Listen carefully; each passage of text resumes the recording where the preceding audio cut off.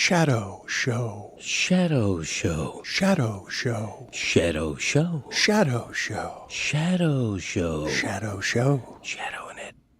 Chris, Cody, I'm going to need your help today. We've called in maximum reinforcements here, okay? We've called in Stugotz from Chicago. He's beat up from crushing Chicago and God bless football, crushing Weed Street. And we've got Greg Cody and a Greg Cody Tuesday because we're trying to throw the maximum popular things at our audience that it can only be said was really mad at David Samson yesterday. It took one day for the audience to get really furious with the things that David Samson was generally doing. At one point during the show yesterday, I looked into the right corner of what we were doing, and Jeremy and Jessica were not listening to the show, doing the show, participating in the show.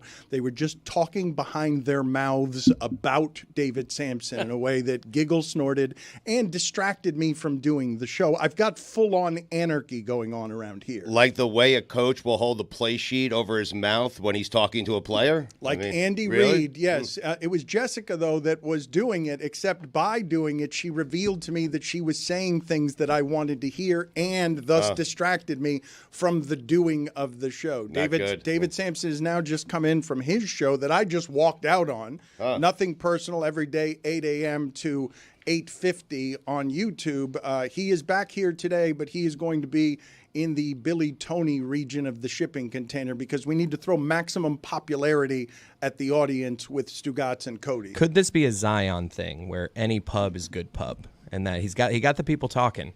That's his job. I mean, to his credit, he got people upset. He made them emotional. That's the job of a talk show host. Good job, David. He is a polarizing figure, and he comes in. He doesn't care. One of the things that I do admire about him, and there are many that I do admire about him, and I do need his help with business because I cannot be the one who is handling the money for our company without it being a real problem. So his business acumen is extraordinary. But the other thing that he does that I wish we had more of around here, because we got a whole bunch of social media preeners, he does not care who does not like him. Yep. Doesn't care at all. It's super unusual. There are not that many people in the media who are willing to do that. I care. Everybody does. The media is some of the most sensitive, vain people I've ever met in my life. Any walk of life, any profession. David does not care who does not like him. It's something I think our show has desperately needed for a long time. Too much of it yesterday. Way too fucking much of it. Dial it back.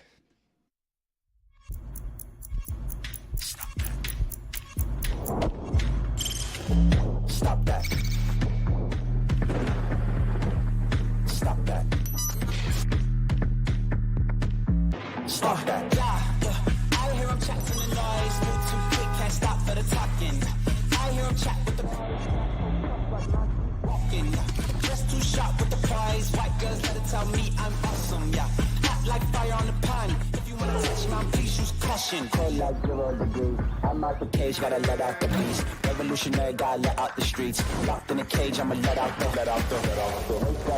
sheets. You can't go out, man, forget my peace. You take the west side, take on the east. I'ma put him in the cage, never let out the. I hear him chat to the noise. Move too quick, can't stop for the talking. I hear him chat with the boys. Not so tough, but man's keep walking, yeah. Just too sharp with the prize. White girls, let it tell me I'm awesome, yeah. Hot like fire on the pan. If you wanna touch my please use caution. Stop that. Stop that. Stop that. This is a troubling time in Florida for a number of different reasons and a scary time in Florida. But before we get to what is approaching this way in Florida, which seems a bit cataclysmic, okay? When you're talking about 12 to 15 feet of storm surge, you're talking about things that's ocean is going to swallow land and homes in a way that I don't know that we've necessarily even seen in the modern times around here. And so I'm legitimately scared for what it is that's happening in Florida. But as a palate cleanser, let me just go to some John Gruden video to get the mood around here a little lighter after David Samson created some tension around here yesterday that has some people upset who work for our show, has some people upset who listen to our show. And let me preface everything I'm about to show you with John Gruden with he is guilty of some things that make it hard to generally laugh at him unless he's making funny football videos where he's sweaty and way too passionate about football. And this is the way John Gruden's going to try and get back in the game after being somebody who was the highest paid voice at ESPN when talking about football. We're going to get to that in a second, but if I can, Dan, if I can start somewhere else, because I noticed something today when I drove in. You're driving a Jeep.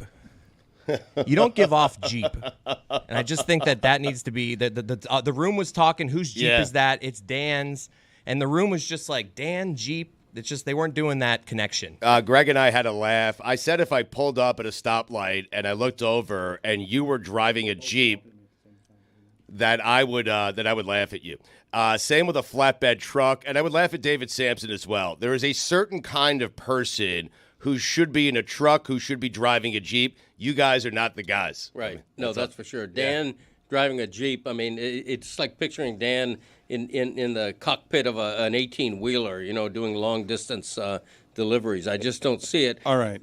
I just need to stop you for just a second. I don't know if Jessica saw this when she walked in, but Greg Cody was prancing around here as he judges me for driving in my wife's Jeep because I'm afraid of the flooding, right? My car will get stuck in water, and so I needed to come in a car that's not going to get stuck in water. Smart. Greg Cody's judging me while saying to me, I'm not kidding, hey, Dan, how do these skinny jeans look? They're wildly uncomfortable. Wait, let me see. My wife got them for me a while ago, and I'm wearing them for the first time, and they are tight in the crotch area. And Lift up your shirt. And so he is. They look good, Greg. They're not that skinny looking. I mean, they're certainly not like tight, right? Yeah, they feel tight. That's the thing. I don't really care how they look as much as I don't like the tightness on my legs. Plus, it's just I feel like I'm 3 generations behind the time. I feel like I'm in Liverpool in 1963. Wait, okay, now I need to see the cut. So I need to, if you could lift your leg perhaps to my eye level. Are they like a straight? Okay. Straight cut?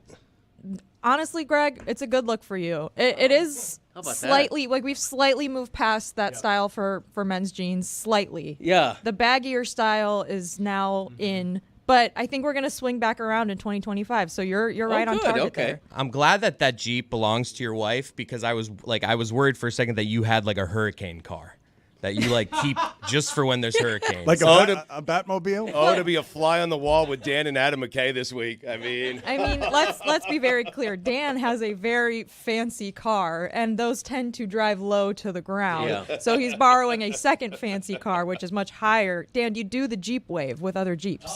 I don't. I'm not a Jeep you have person, to. but I also don't understand making fun of somebody for being. I don't know what a Jeep person is or isn't. Kim Outdoorsman. Yeah, Rugged. yeah. A rugged individualist. nailed it. Yeah, Kim Bocamper. Yeah. Were you smoking a cigarette? In my wife's car? Are you kidding me? Like that is not allowed. No, As a Jeep person. I miss my cigars. He's right though. Jeep people do give off cigarettes. Yep. Put it on the Really? poll, please, at Le Are Batard we Show. talking Wranglers? Yep. Do Jeep people give off cigarettes? Because I think you guys are doing more Hummer than Jeep. Like, what are you guys I doing don't with? know. I mean, Grand Cherokee people don't smoke cigarettes. I don't know what you guys are doing with the Jeep. Like, I'm not four-wheeling, if that's what you're asking. you have to. I'm not going out in the Everglades and really like Off-roading? Oh, what a visual. kicking up mud. But I also don't know what it is that you think is weird about me driving a Jeep. I can't stand the fact that you do videos while driving the Jeep, especially your wife's car. It's irresponsible no matter how high it is. Are you at stoplights I when was you do that? promoting your show. I was promoting nothing personal by breaking the law. Yeah. I don't What about need the Greg favors Cody like that. show? It's fair. It's a fair question. I mean, David Samson and the chemistry of our show and people talking over each other. This was something that happened yesterday. Sure. You got to keep your eyes on the other room on when it is that people are talking there, Yeah. so that you're doing the show with them Sure. instead of over them. Yeah, appreciate that on-air instruction. Well, I'd appreciate you do your job slightly better so that we don't have chemistry problems like we did yesterday, because the audience turned on us yesterday. Yeah. Like they were really mad at everything that happened around here yesterday because David Samson was poo-pooing everything in sports that was exciting over the weekend. It is, of course, October. Yeah, that's what you mentioned again and again. But let's get to this John Gruden video here finally, and let's hope nobody noticed that we were filibustering because all the video went down as we started the show. Let's check in with wait a minute. His hairline makes it so that he looks not like John Gruden. He looks a little bit different than John Gruden while wearing a Chucky T-shirt. Let's look at this for a second because he looks a bit like Freddy Krueger here. You know, when I was calling plays, I just loved it when our quarterback shredded the defense. I mean, just ripped them. That's what has me feeling really nicey. Like watching Jared Goff go 18 for 18, 292 yards and 2 touchdowns. Got me feeling nicey. I couldn't do that pregame warm-up. Jaden Daniels, just a rookie, 26 out of 30, 87%, 231 yards. He rushes for 47. He's doing everything. Shredded, baby. C.J. Stroud, 345 yards, brings the Texans back, wins it at the buzzer. Shred him, Stroud.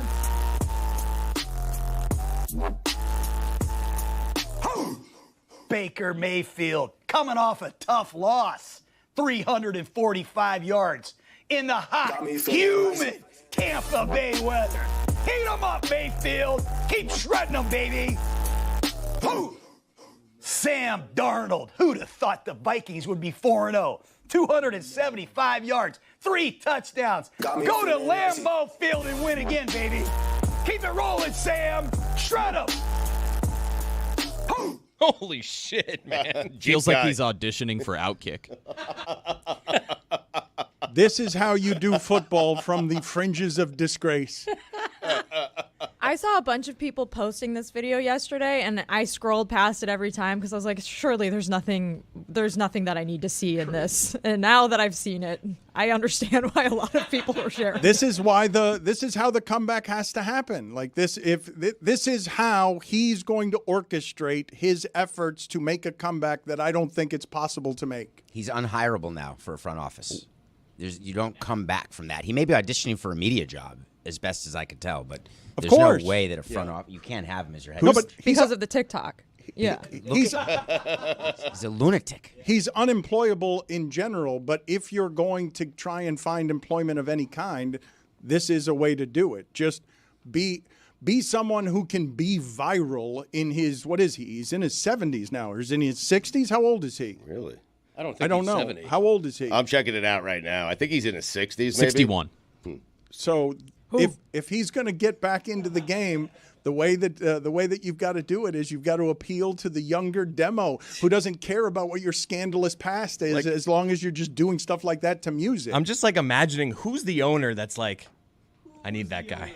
I need that guy. That's the intensity I wasn't need. thinking football job. Or I'm sorry, I wasn't thinking a professional coaching job, which might be what he wants. I was thinking media job. But there has to be an owner, to Chris's point, that's thinking to themselves, how can I spin this and bring Gruden back? I was being sarcastic. I feel like every owner looks at that and be like, I don't want that guy within 100 feet of my. Right. He's 100% auditioning for some sort of a low-end media job. I don't think it'll be a huge company. Certainly won't be Meadowlark or ESPN or anything like that. But I think he could eventually get back in. But watching that reminded me, I liked him more when he was canceled.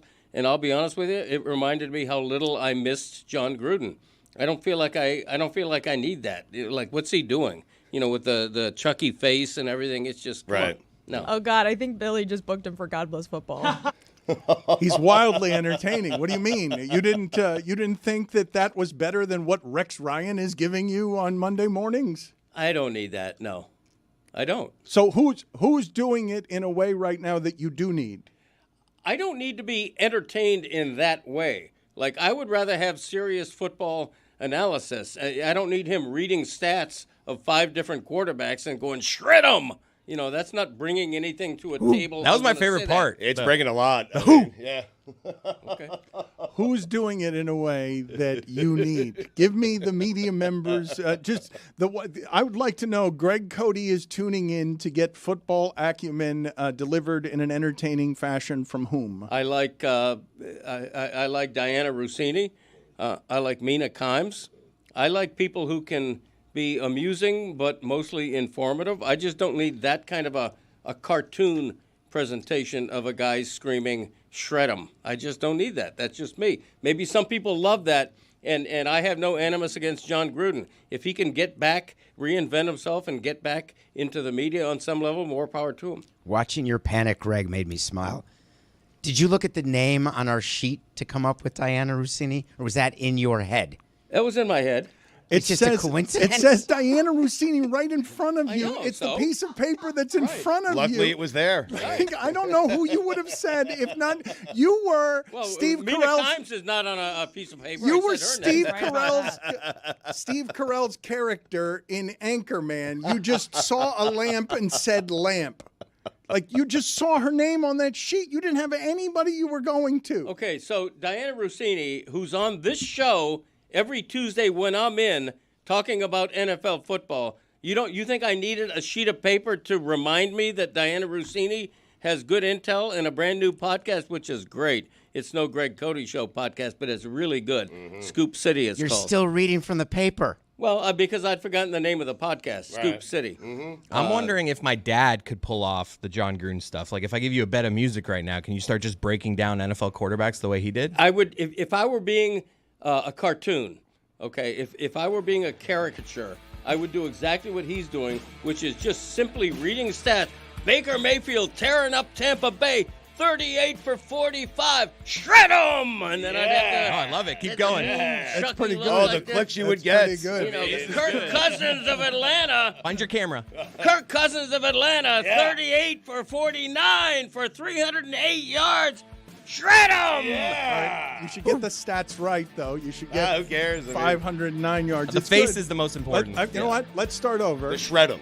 Let's see if Greg. Your face is very good. Yeah. Do you want to get some stats together to see if we can do this I accurately? feel like if instead I of- make up stats, they're better than the real thing. He was only 200 yards short on Kirk Cousins. I They're mean, not better than the real thing because you were 200 yards short Right. on how Kirk Cousins shredded them. Right. Like, if you'd gone 700 yards, that would have been a good way to be Right. 200 off. That's but, fair. But making him less good than he was, less of a shredder, makes Yeah. it less good than it could have been. Right, that's fair. Let's watch the Gruden video one more time just to get the wheels turning for Greg Cody. All right, okay? and Greg, please feel free in the moment to look up some stats that you want to use on whoever you want to be your weekly shredders. They can Okay. be anybody. They don't have to be quarterbacks. Just you will have all the time that Gruden is working here to come up with whatever your impersonation is as your son helps you with the music. Let's check in again. You're with me. You guys are with me on the way that Gruden's hairline is working here makes him look not like the John Gruden you remember, and also more like Freddy Krueger than John Gruden? Do I have this wrong? Because he looks like somebody I can't place. He doesn't look like John Gruden. Go ahead. You know, when I was calling plays, I just loved it when our quarterback shredded the defense. I mean, just ripped them. That's what has me feeling really nicey. Like watching Jared Goff go 18 for 18, 292 yards and 2 touchdowns. Got me feeling icy. I couldn't do that pregame warm-up. Jaden Daniels, just a rookie, 26 out of 30, 87%, 231 yards. He rushes for 47. He's doing everything. Shredded, baby. C.J. Stroud, 345 yards, brings the Texans back, wins it at the buzzer. Shred him, Stroud.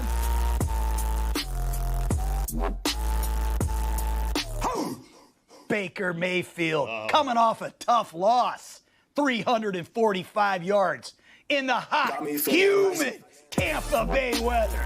Heat them up, Mayfield. Keep shredding them, baby. Sam Darnold. Who'd have thought the Vikings would be 4-0? 275 yards, 3 touchdowns. Go to Lambeau Field and win again, baby. Keep it rolling, Sam. Shred 'em. Greg, I want to understand if what just happened is what I think just happened, which is the shipping container rose up to try and help you here during that segment by saying, and I can hear some of what they were saying, hey, write some phrases down. Do you want to look up some quarterbacks? He shook everyone off like he's Garrett Cole. Like he is someone who throws 100 miles an hour, and he's got this down. He's Mutombo. He's ready to do this. He doesn't need any production help. He's ready to go. Let's go. Play the music. Greg Cody does not need any production assistance. You know what gets me feeling it? Watching Josh Allen go 9 for 30 for 131 yards and a huge monumental loss. That's what gets me feeling it. Shred it! Who? So one, that's all you had planned. So you had one plan. That was really good. Yeah, he nailed it. You guys are being haters. Look at he's got the face down. He looks exactly like him. But you didn't need any They production. are, and it was funny too because he gave a bad stat line. Right, I gave a bad stat line, exactly. I mean, You that's guys don't the beauty of it. recognize and appreciate a true artiste in his prime. It's a good bit. Maybe have a couple of them to go to. 5 would have worked. Bad quarterbacks. Yes, if you have one good one, 5 would be better. One works. One works. I know. Restraint and moderation are always Yes. those are key principles that Greg Cody has always lived they by. are. You have to leave people wanting more, not you. saying that was dragged out way too long. Just gets me.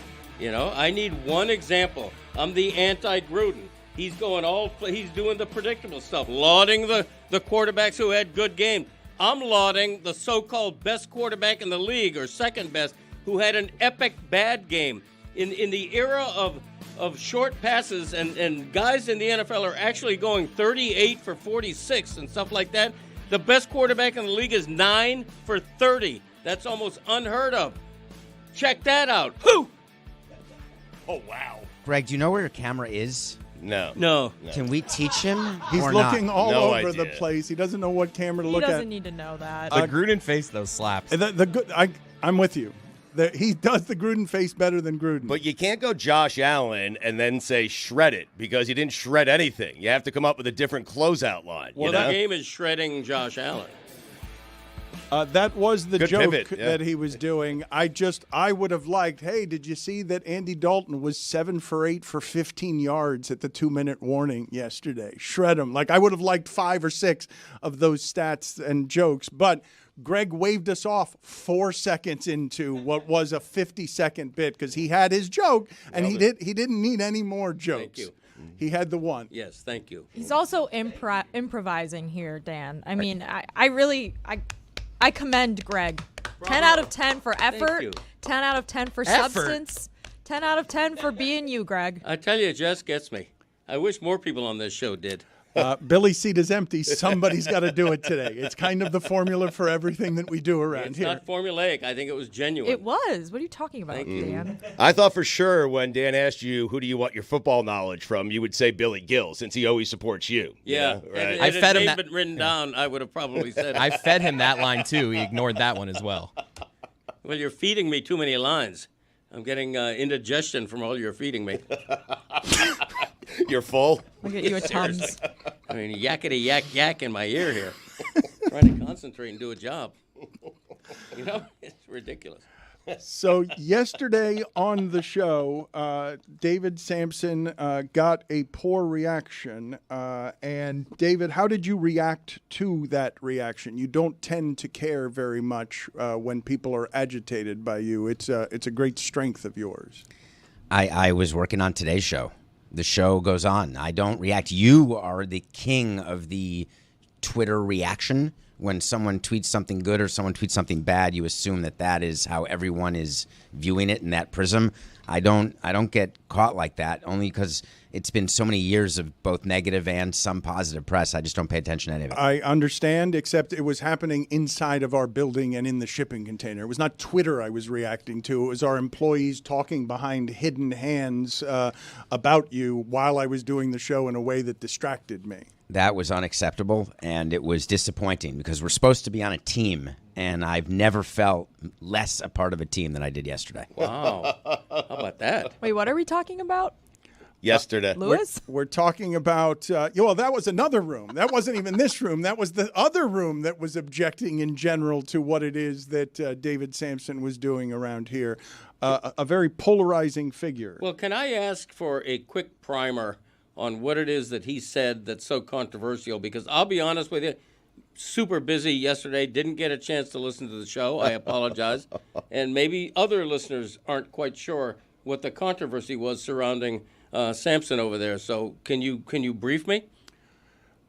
We were talking about the University of Miami comeback for a long time in the local hour, and he objected to us talking about it that long and said it's just a game in October. It's not a championship game. And he did that a few different times when we were talking about Alabama Vanderbilt and some of the things that happened over the course of the weekend that if you're a sports fan are things one would get excited about. And so people objected to his objections, I would say. Now, in-house, I don't know.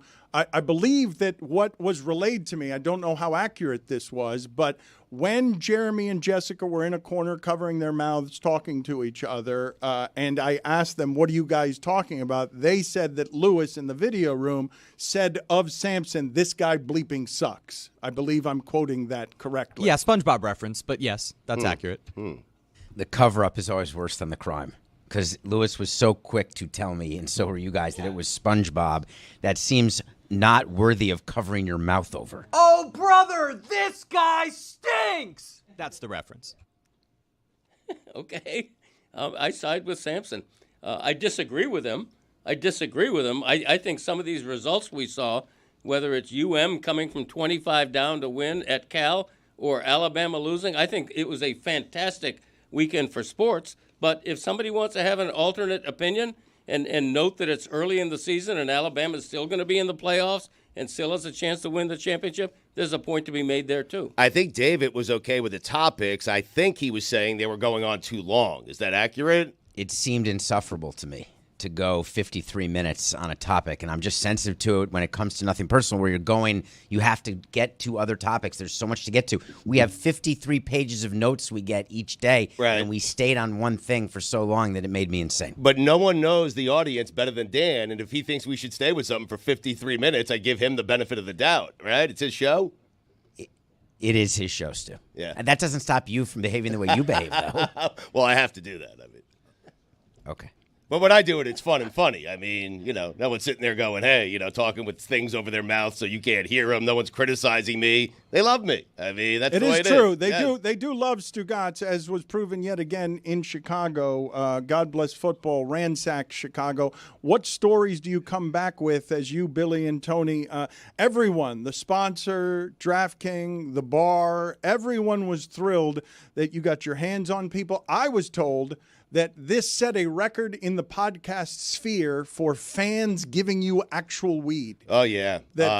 Weed Street, when in Rome, Dan. It was a great time in Chicago. Joe's on weed. Smirnoff, thank you to them for sponsoring the entire event. I have seen recently, when we do these events, a Billy Gill I have never seen. That was the highlight for me. Tony was great. He was confident. He's always great. He's always confident. But Billy Gill has grew up with this show. And to see Billy just, parading around the stage and entertaining 1,000 people in Chicago was a delight for me to see. And thank you to all the people who came out, Dan. I am telling you, you need to come to one of these because people line up and they're handing me letters thanking us for getting them through some of the most difficult times in their lives. And it was really flattering. We had a blast. It was great to see Billy in that element. So I do come to those. We do Moss events. And I want you to come to one that's outside of South Florida, travel this great country of ours, okay? And let's go talk to some of the fans who appreciate what you have done for them for 20 years. You guys, and I do value our fans, but the last time we did that in Vegas, I spent 6 hours after our show shaking the hands of those people because they're our customers and because I appreciate how I can't tell you.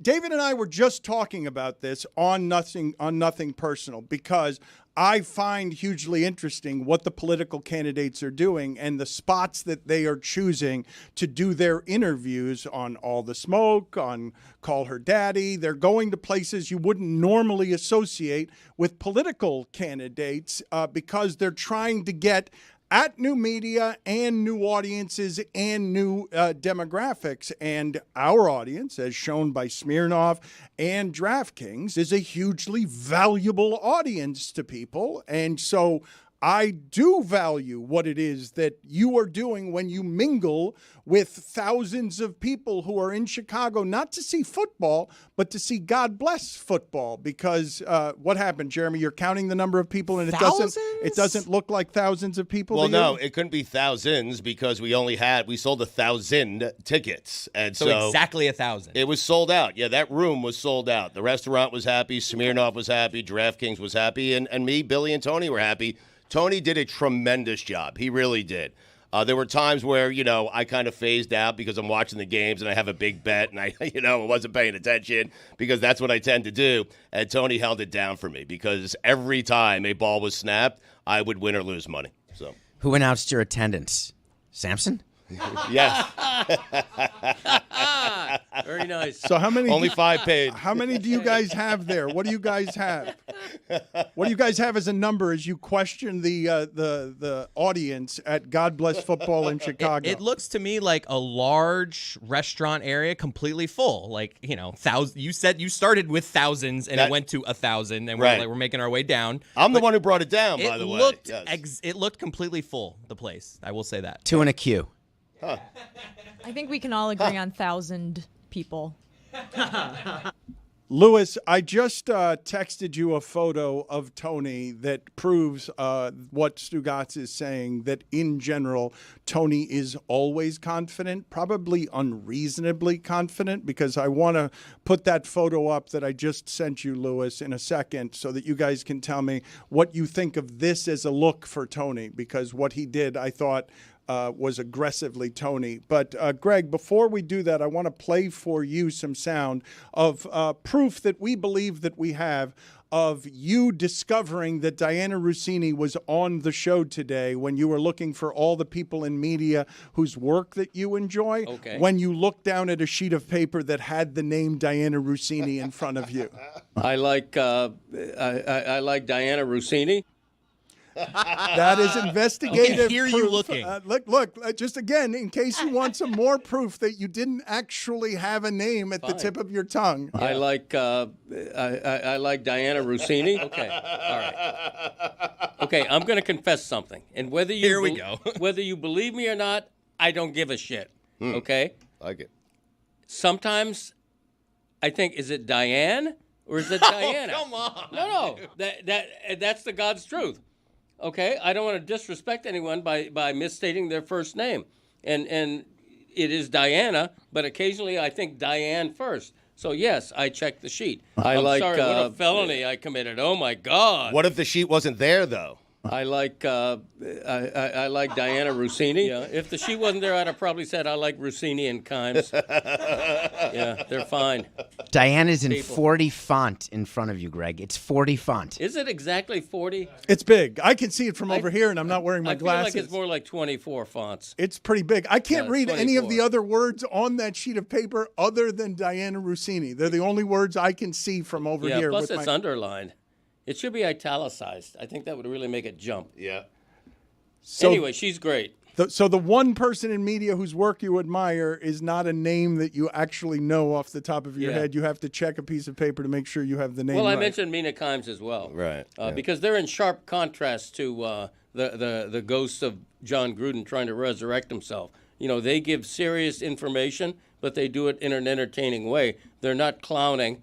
They're not just making up stuff and, making faces and everything. So I want to get to Greg Cody as the longtime columnist for the Miami Herald. I want to get to his thoughts on the Dolphin victory this weekend. But before I do that, because we're going to probably have skeletal crews the next couple of days, and because genuine horror is coming to Florida in the shape of this hurricane that again, I will tell you that 12 to 15 foot storm surge is just not something I have seen in modern times. And John Morales, the longtime meteorologist, because he knows what it is that we've done to the earth, because he knows how compromised we are by the corruption of the oil companies, John Morales is going to be on with us later. But he just broke down while he is watching what is moving toward Tampa and is going to cause billions of dollars in damage, and everyone better get out of there, because anyone who doesn't get out of there is simply going to die, because the evacuation of this area is something that people must adhere to. So anyone listening to me who might not know how serious something is that's coming to Tampa Bay, you must know that this is the worst kind of life-threatening that a natural disaster can be. And here's John Morales, longtime meteorologist, looking at what's in front of him and not able to keep the emotion out of, oh my God, what is coming to the Tampa Bay area. It's just an incredible, incredible, incredible hurricane. It has dropped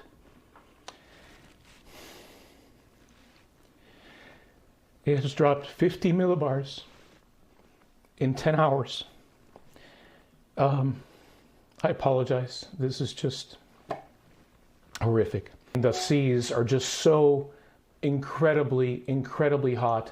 Record hot, as you might imagine. You know what's driving that. I don't need to tell you. Global warming, climate change, leading to this and becoming an increasing threat. So, Stugotz, I know that you and others around here make fun of me and Adam McKay. Adam McKay seems like he's gone off the deep end to people. He used his art to say, hey, don't look up. Money has compromised everything. The world is ending. That's the movie he tried to make. And since then, he's just kind of left the disintegrating Hollywood, because Hollywood no longer even exists. It's like 3 companies that are going to gobble up all of Hollywood with their hedge funds. And he's working on just screaming at people, hey, if we don't reverse this now, this is already the new normal. And when this comes to a city that is near you, you're going to lose a lot of things that you love. So here is the mayor of Tampa warning everybody about what's coming this way, because it's a new normal. And the forecasters, when he cries, Stugotz, on the air there, it's because he knows that the way that the pressure dropping on that is happening is worse than anything forecasters have ever imagined or seen, and they don't know what to do with what's coming, because the airplanes that are flying into this are coming back with information that is more horrifying than anything that climate scientists have ever seen. One message to Tampa residents tonight. The number one message, as it has been for several days now, is that you need to prepare. Do whatever you need to do, and then get out of the evacuation zones, which now are evacuation zone A and B. And as we all have heard so many times now, you hide from the wind and run from the water. And we are talking about right now the possibility of a direct hit with 10 to 12 foot tidal surge. What would you say to people tonight who are saying, you know what, I'm going to ride this out, I've ridden others out? What would you say to people who aren't heeding those evacuation orders? Well, I can tell you right now that they may have done that in others. There's never been one like this. And this, Helene was a wake-up call. This is literally catastrophic. And I can say without any dramatization whatsoever, if you choose to stay in one of those evacuation areas, you're going to die. Wow. I mean, that is an incredibly blunt message. That's how she has to say it, because they're asking people to evacuate. And I know people know what 12 to 15 feet is, but it's the ocean, 2 Shaqs of ocean, 2 Shaquille O'Neals of ocean, just coming and grabbing up the first floor of wherever it is that you live. If you live on the second floor, you may be okay, but it's going to grab everything that's on the first floor. Morales gets emotional because he knows what's going to happen to that area. The mayor has to be that blunt. To your point, you're right. You have to be that blunt, because in Florida, it's hard to get consensus when everyone believes what the weather people are telling them, because we've been through so many storms. The mayor was uncommonly blunt there because people need to leave. you need to leave. This storm, you need to get out of town. Go find somewhere with your family. Be safe, have air conditioning, have electricity, see what happens. But to her point, if you stay, she's telling you you're going to die. And she has to say that. Otherwise, people will stay. And Category 5 is the worst that a hurricane gets. You can envision a day when they're going to need another number, a Category 6, because the worst of the hurricanes is only going to get worse over time, the way this climate The thing way is going. this has jumped over the last 5 days, because I've been watching it, it was at 90, at 90, at 90, and then it's 175. What I'm telling you is that even the experts don't understand how fast these things are happening. When I say something like this yesterday, you want to know what bothers me? I say the same thing. You have to get out. And I get criticized by Izzy on one side, by Jessica, by you all, by everybody saying that I'm an unfeeling prick. And I just don't follow it exactly because we just heard the mayor say it. So what exactly are we saying that, no, you can't evacuate, we're trying to protect our home that is our home? Or are we saying you have to evacuate or else you're going to die? Which one is it? No, no one called you that, but you did say you don't feel bad for people that die because they don't evacuate. And called them You're stupid. sort of changing what happened. You said it's not, a little bit. you don't excuse anyone who dies because they did not evacuate. I don't excuse people who die hang gliding. Okay. I mean, he's consistent. Okay. All right. Congratulations on being an unfeeling prick consistently.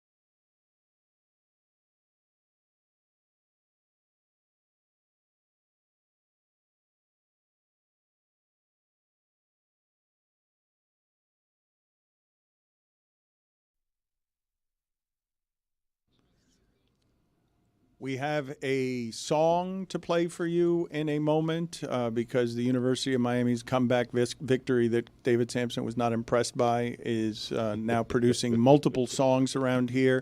We have a top 5 list of ways you could die that David Samson would not excuse or feel any sympathy for that we're going to get to in a second. But before I do that, can I just put up a photo real quick of Tony doing, I don't know whether he was doing MMA stuff this weekend or whether he was doing post-football stuff.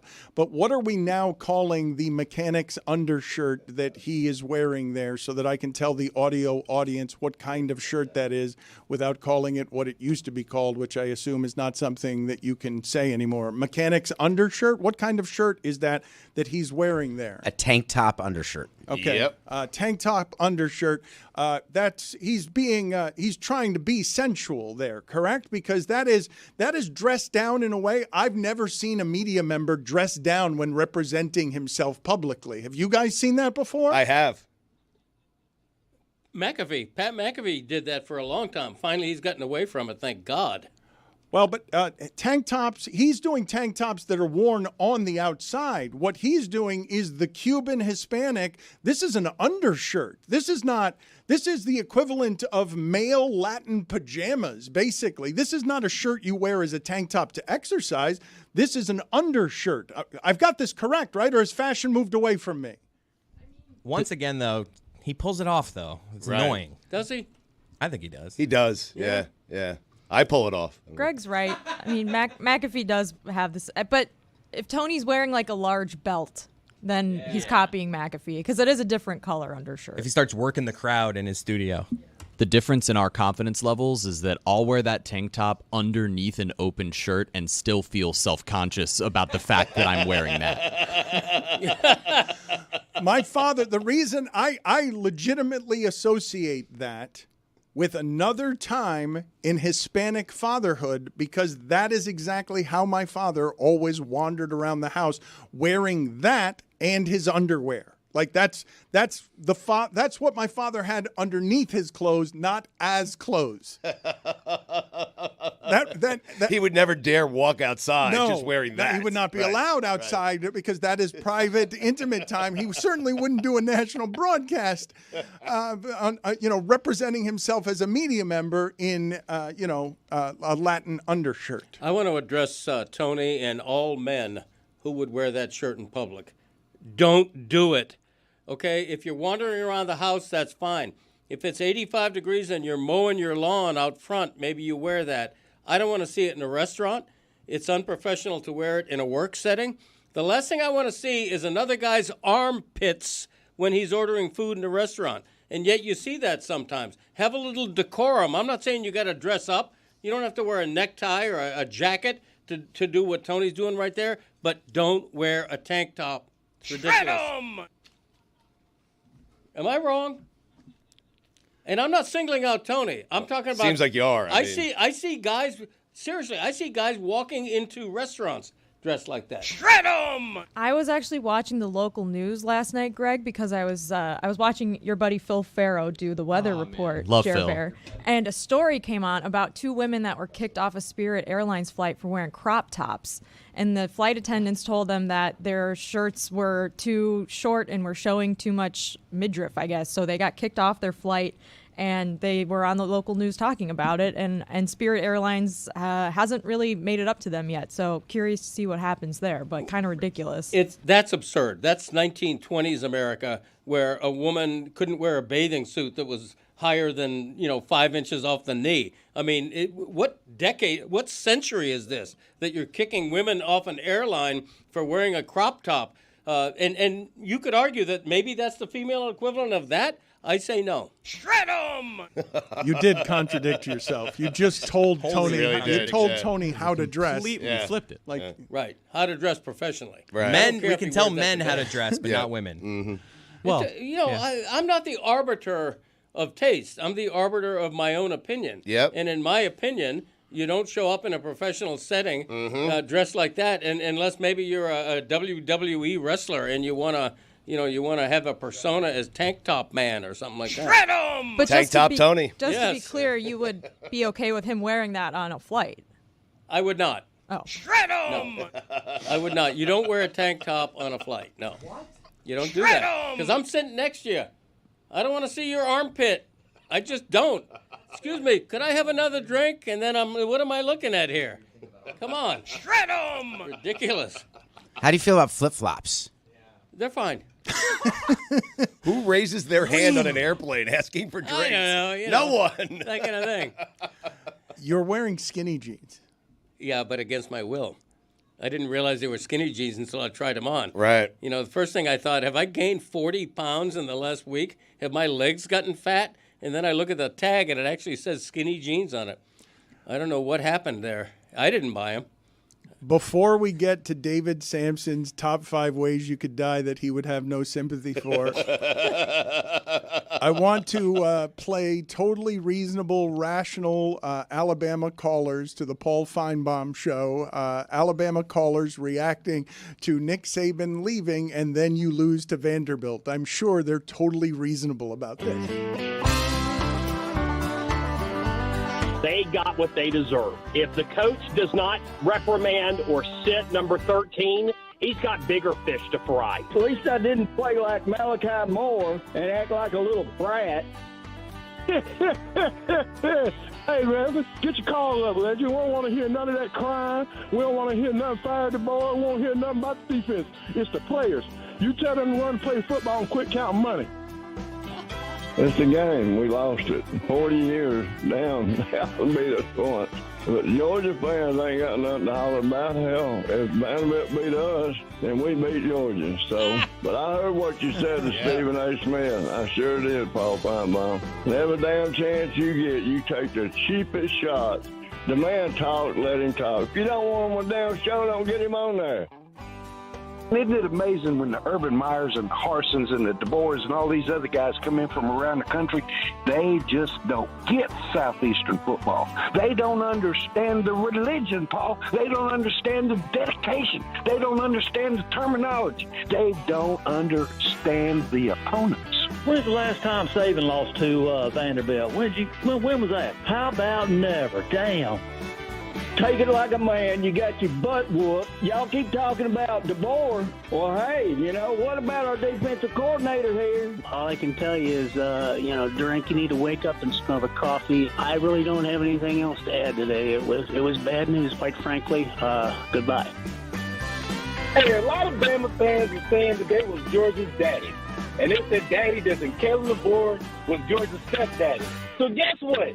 Vandy is the milkman. So he came and whooped that tail, he handled his business, and he went out his way and took that field goal down to the river.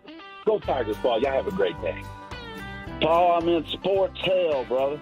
I'm in sports hell. I never thought I would utter these words. Vandy is my daddy. Can you believe that? Do you hear that, Coach DeBoer? That don't piss you off, dude. It pisses me off. It pisses me off, Coach DeBoer. Alabama don't lose to Vandy. We don't lose to Vandy. Those accents seem like Hank Azaria doing voices. How you would impersonate the Deep South getting mad at Alabama losing a football game. Can you guys tell me whether you understand or embrace the idea that someone who is hostile and angry tells you to wake up and smell the coffee? Seriously, I'm serious about the idea of why are you aggressively telling me to smell the coffee? Does this seem to you like something that would work by way of insult? Well, it further wakes you up. You wake up, then you have to smell the coffee, then you really feel alive, Dad, Correct. I would give anything to smell the coffee. He lost his sense of taste and smell after getting the coronavirus, so he can't smell much of anything. Luckily for David, I've been farting in here all day.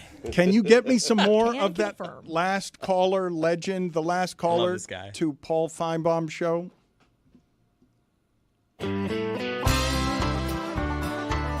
Let me say this to all Alabama fans, because I've caught some flight today, and I can take it. That's why they call me the legend. I can take it. If you can't take the heat, get out of the kitchen. I love the kitchen. So let's get that right. I'll ride and die with the Crimson Tide. I don't care to go back and get Mike Shula the coach. I'm going to be with Alabama every friggin' game. But that don't mean I can't be pissed at what I seen Saturday on the field. Bill Curry didn't lose to Vandy. Mike DeBose didn't lose to Vandy. Mike Shula didn't lose to Vandy. 40 years. You've been here 4 weeks and you already lost to Vandy. Let me tell you how pissed I am, Paul. Can I tell you, brother? Wish you would. Go right ahead.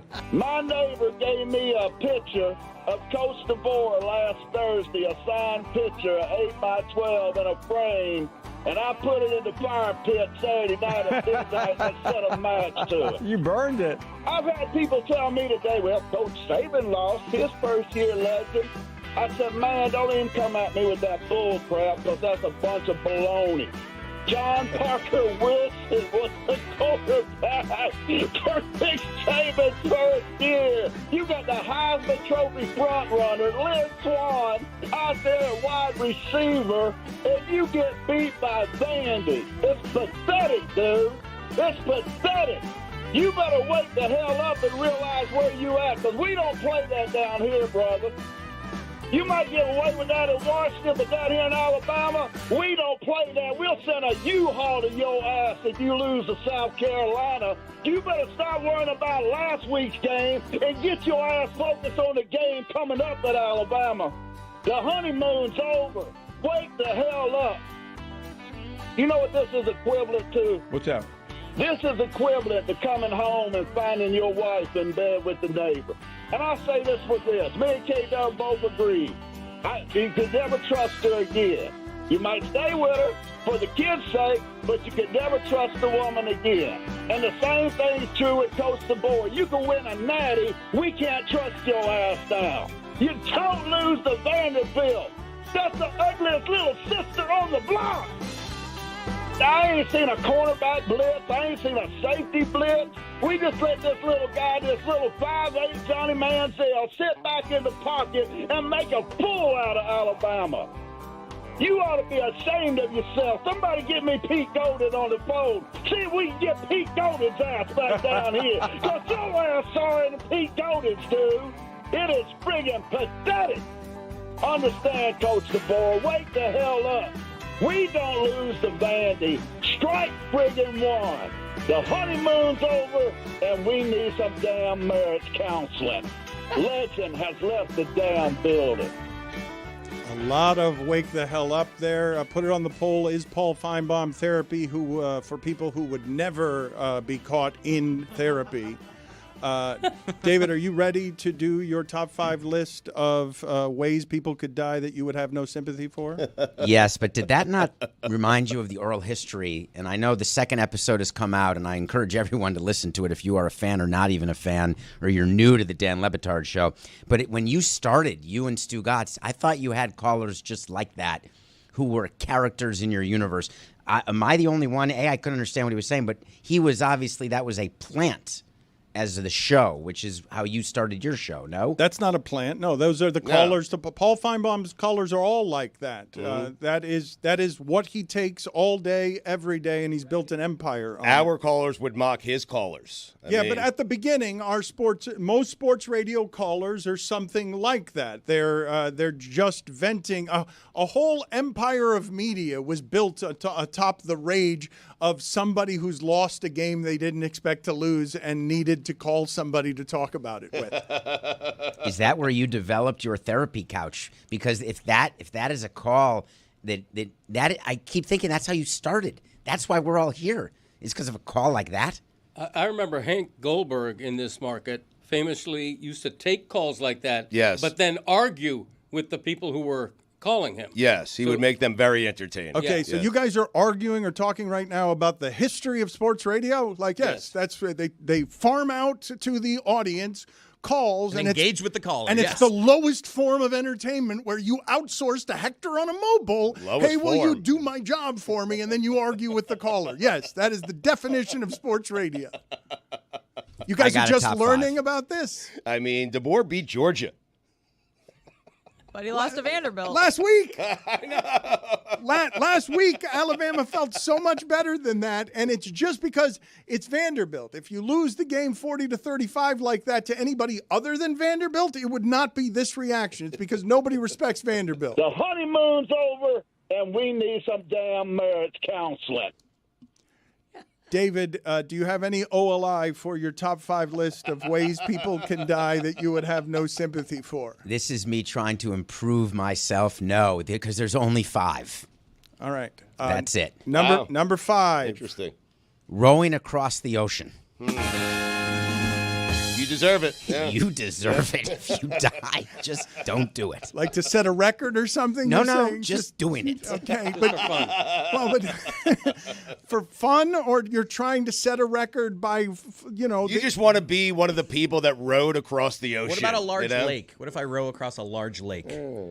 I would feel badly if you died. Okay, good. I would too. Not rowing in general. You're just talking about a length that would be record breaking.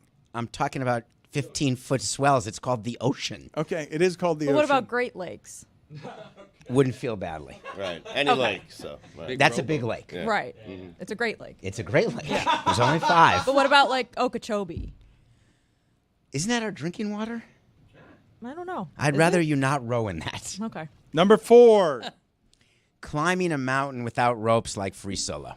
That's right. It is what it is. You're signing up for it. Yeah. What is the distinction you're making between that and you climbing Kilimanjaro? The angle of Kilimanjaro, there's no place on Kilimanjaro where if I lose my footing, I will fall 10 stories to my death. And the ropes. And the ropes. Yes. And the ropes. Right. People do die climbing Kilimanjaro, do they not? Yes, but that's more of an oxygen thing than oh my God, I just fell down 100 stories. That's actually a good point because you have climbed Kilimanjaro. If you had died, would you want people to feel bad for you? Would you understand if we were like, well, he deserved that because he shouldn't have done it? I would have wanted you to feel badly for me. Because not Everest. Now, Everest, if you die, I don't feel badly for you.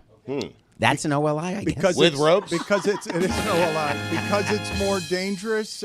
My father said this the other day for some reason. I mentioned on the show that he said out of nowhere that Sonny Bono died by skiing and going into a tree. And he looks at me and he says, you know what? I'll never die that way. That's the way I would never die. I would think a lot of people listening to this would say, you know how I'll never die? Climbing Kilimanjaro. And if David died that way, I might not feel bad for him because you know what you don't do? Risk the oxygen being lost as you climb Kilimanjaro. But he's also doing it with ropes. So if it's faulty equipment, then you feel bad for David Samson. If he does it without ropes, then you don't He's feel not bad doing for it David. with ropes. Right. This is not the kind of climbing of mountains that he's doing. He's just trekking in like hiking boots. There's no chalk on my hands. I got news for you. If I'm climbing Mount Kilimanjaro, I'm bringing a rope, just in case. Yep. Rope-a-dope. Yep. Number 3. Driving without a seatbelt. Oh, wow. Jesus, like, what if I just forgot? Man. Where'd that I come don't. feel I always badly wear for it. you. What if the seatbelt just didn't work? What if you were driving to get the seatbelt repaired and all of a sudden you got into a car Oh, accident? wow.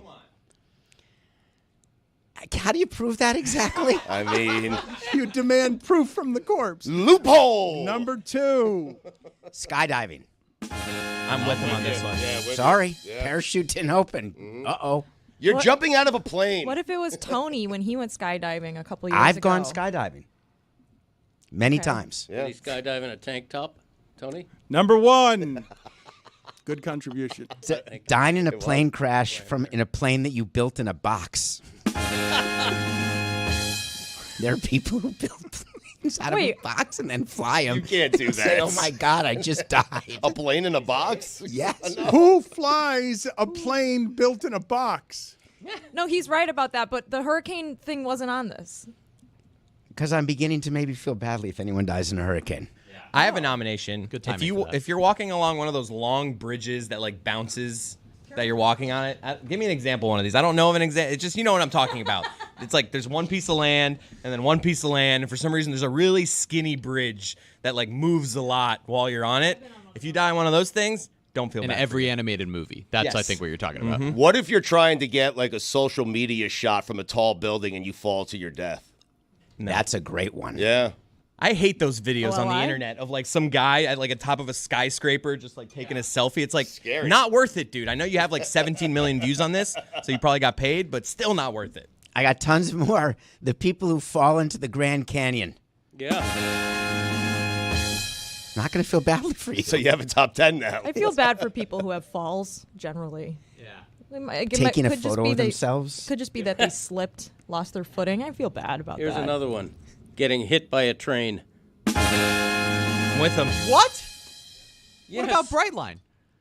It's You don't a go on the train. tracks. I Why are mean- you near a track? Even if you're hard of hearing and you say, "Oh, I didn't hear the train," why are you on a That's a train bad one. track? I'm just curious. Do you guys have limits on empathy? Like, do you have, Yes, like, if they you do. give up a certain amount of empathy, you can't have any more? So somebody, you know what? I'm okay if you die near the train tracks, but if you get hit by the train, that's where I draw the line. That's the place that I'm not going to feel bad for you. Even if it's my wife, even if it's my child, not going to feel bad for you because you deserve it. If you go places you're not supposed to go, we're saying we don't feel bad for you if the worst case scenario happens. All right, Diana Rossini is So with us now. terrible. No, I'm not unfamiliar with what it is you guys are saying. I Yes, know. I Just find wanted to it clear it up, I Dano. find it literally careless. Yes, I understand. You do not care. People die from a mistake, and you guys wouldn't make mistakes. Not like that. I mean, the mistake is walking on a train track. I mean, Yeah, you don't ridiculous. do it. There's does third that? rail. There's a lot of stuff that could happen. Come on. I mean, The train's going faster than you are, buddy. Stay Yeah. away from the track. yeah. Jack. Tracks are for trains, not people, Dan. Diana Rossini is with us now. She's the senior NFL insider for The Athletic. She's got a great podcast called Scoop City. It's co-hosted with Chase Daniel. You could check out new episodes every Tuesday and Friday. Diana, would you like to pick up this conversation with us? Where do you side on not having any sympathy, not having any empathy for the dead? Yeah, pretty cold of everyone there. I sympathize because I'm pretty flaky myself. So while I don't think people intentionally are putting themselves in those positions, I just don't think they're thinking about, oh my gosh, I could probably die. Like I take the subway a lot and I stand very, very close to the end of the platform there. Someone could easily push me. I could fall. I mean, I'm always on my phone. I'm surprised I haven't even done that yet. So it's not that I haven't thought about it. I'm just not thinking about it at that moment. So yeah, I have, especially the selfie people. I always feel so bad for them. They're just trying to capture the moment. It's so hard out there on social media. I get it. You want to grab the shot, and these people are willing to put their lives on the line for this. I mean, I feel really bad for them. But someone pushing you would be murder, and I would feel bad for you. I would. Yeah, for sure. But what if I tripped? I'd feel bad for you. Don't go near train tracks. No, but if she tripped onto the train track, then I would feel bad for her. She's not intentionally walking onto the train track. Were you on the yellow line or behind it? What if I was texting or tweeting a Devontae Adams story? Yeah, the sympathy decreases at that point. Yeah. I think the Being point perfectly is there's some gray area here. Perhaps we shouldn't just blanketly say we don't feel bad for other people when they die in horrible accidents. What about Jack Dougherty? He was texting and he got into the car crash. I almost brought that up, actually. That was absurd. So I don't feel badly if he had croaked doing that. Wow. So what have we decided is the dumbest way to die? I don't think we've come up with a decision just yet, but skydiving seemed to be amongst everybody here. It seemed to be the highest ranking form of death that would elicit no sympathy from anybody. In all instances, anyone dies, I feel for them and their loved ones. Like that's, I'm not putting a cap on how much I care about people. Or how they die. What if they're bungee jumping off a rocky cliff? Yeah. Again, adventure seekers. And how about those flying squirrel costumes that people do that seem like an amazing adrenaline rush as you're very close to the edges of mountains and you feel like a superhero for a moment? I'm sure many people die that way, and those people are living life more fancifully than I am. And dying ridiculously. Yeah. Guys, we have breaking news right now. Adam Schefter tweeted 2 minutes ago, ESPN sources Jets fire head coach Robert Saleh. What? Oh, Diana is reacting to this. She's on with us? We've got an insider right now who is looking at this. Her mouth is open. We have a natural in the wild video of Diana getting the news from her phone. She's too busy talking with us about stupid shit. Do you think Belichick called? I mean, We ruined Diana's morning. Did you Way miss to a go, text everyone. with us, Diana? she's She's gotta go. She's got. We were talking about the lack of empathy for the dead. Oh, Schefter scooped her. We are wasting her time. Do we feel bad for Robert Saleh? We have to I feel bad for Diana. I feel bad for Diana. Of course. That's terrible. In the middle of Dan clarifying, you know what? When people die, I feel bad for them. This news happens. In a flying squirrel suit. That's so what we were bad. talking about. She just bailed. We'll see She has whether to. or not she comes back. While we wait for her, Stugotz, your thoughts on not only the Jets firing Robert Saleh, but as She's back. Hold on. I want to see this. all right, The working of hold the on. phones right now.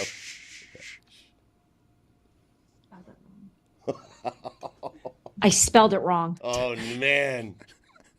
Who? What? Okay, she is. I'm with you. Is there an E at the end? An A? right. Saleh? I don't Saleh? like viewing this. I feel uncomfortable. I knew this was watching going to this. happen. Diana, I knew should- this was going to happen. Should we stop? Like, do you want to get off camera Okay, here? You're back. Okay. Okay, so Yeah. okay, what do you guys want to know? What happened? Well, tell us what it is that's happening right now, and I don't feel good viewing you in the wild this way. Your stress shouldn't be. These are things I don't want to see. Your I mean, anxiety shouldn't be videoed by us. No, it's fine. It's fine. This is the job. I love this stuff, guys. I don't love people getting fired, but look, this doesn't come as a extreme shock. The only thing that is maybe catching me off guard a little bit on this is they decided to run it back this year with Robert Saleh. Woody Johnson made that decision himself, right? There were definitely some people in that building suggesting they move on from Robert Saleh after last year's disaster. We did tons of reporting on just a lot of issues that they were having in that building outside of the fact that Aaron Rodgers was injured. There was just really bad coaching decisions being made. We've seen it, and it bled into this year. So I'm surprised when they had an opportunity to do it, they didn't do it when you do it at the start of the season. So obviously coming back from London's bad, guys. Losing in London is no good. This is where all the problems start. I think it's the long flight. I think it's the embarrassment on international television. It's everything. The Jets have been focused on trying to get Devontae Adams in that building. I think Robert Saleh has been trying to do essentially what he thinks is going to be best for Aaron Rodgers in all of this. Aaron obviously has all the power in that organization. So now, we see Robert Saleh's been let go here, and I'm trying to just find out who's going to be the interim here. So that's what we're going to work on next. But you have to wonder, do you go with someone already on? There is nobody, maybe Jeff Ulbrich, the defensive coordinator, who's done a really good job. I know the players love him. Is that the right fit? I think it'd be Hackett. I think it would be Hackett if they go that route. Stu, it's not Hackett. Well, if he's running the organization, Diana, that's his best friend. So I could see, I could envision a scenario in which he promotes Nathaniel Hackett, the head coach, and they go on, and he wants to have a good season for his friend. I could see that happening. Stu, no. Okay. Look, I'll come back on if that gets me. If I get this information right now that that's the truth, I'll stay on for the whole show and we can discuss how ridiculous that is. Okay. But look,